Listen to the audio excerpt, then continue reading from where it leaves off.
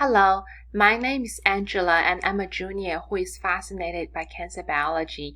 In the study, we are trying to identify and explore a new therapeutic target, KLF17, for metastatic triple-negative breast cancer, which I'll be referring to as TNBC throughout today's presentation. So let's start with some background information. TNBC is one of the most aggressive and metastatic breast cancer is usually found in young African American and Hispanic women. Unlike other type of breast cancer, TNBC cells doesn't have any estrogen or progesterone receptors or HER2 protein or expression, and so it cannot be treated with hormonal or targeted therapy. Therefore, there are great needs and potential in identifying specific molecular targets for metastatic TNBC.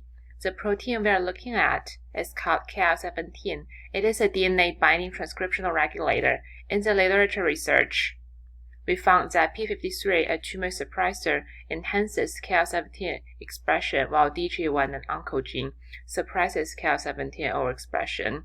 KL17 then binds directly to ID1, which reduces ID1 expression. By suppressing ID1, KL17 in turn represses the EMT process, where the cell's mobility and invasion are enhanced. So although KL17 have been linked to reduced EMT process and invasions in breast cancer cells, the exact role of KL17 in TNBCs are not fully understood. This led to our research question: what are the effects of KL17 on metastatic TNBC cells? Our hypothesis is that increased level of KL17 will decrease the metastatic behavior of TNBC cells. And here's a flowchart of our research. The cell line we used is MDAM-B231.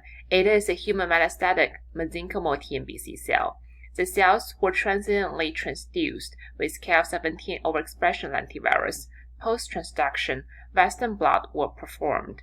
As shown in Figure 1, in the first column, it shows that KL17 was slightly overexpressed, while its upstream regulated p53 was increased and DJ1 was downregulated. For the EMT markers in the second column, epithelial markers such as ECAD and ZO1 were upregulated. However, the mesenchymal marker expression only decreased slightly. This indicated that KL17 upregulation may reverse the EMT process in aggressive TNBC. In the third column, we measure the expression level of some apoptosis and cell cycle markers, decreased level of total caspase 3, and increased level of cleaved caspase 3 shows that KL17 overexpression might play a role in facilitating apoptosis, while decreased cyclin D1 shows that KL17 expression might suppress TNBC cell cycle progression, specifically from J to S1 phase. After the expression assay, it performed 4 functional assays to mimic the TNBC metastatic cascade. To assess TNBC cells migration qualitatively, the ability to move inside the breast tissue, it performed the wound healing migration assay. As we could see in Figure 2, the gaps in treated and active control were closed completely after 48 hours. However, for the KL17 expression group, there is still a large gap in the middle. We then measure their migratory ability quantitatively with transwell migration assay. As shown in upper level of Figure 4, KL17 overexpression group has significantly fewer number of migrated TNBC cells. In the metastatic cascade, after the cells migrate inside the breast tissue, they may further break through the basement membrane and move into the bloodstream, which is a process called invasion. To measure the invasion ability quantitatively, we perform the transwell invasion assay. As shown in the lower part of Figure 4, KL17 overexpression group also has slightly less invaded TNBC cell. In the next stage in the metastatic TNBC cascade, to assess how well cells can survive and proliferate at a low density, we perform colony formation assay. As shown in Figure 3, KL17 overexpression group has significantly fewer number of colonies.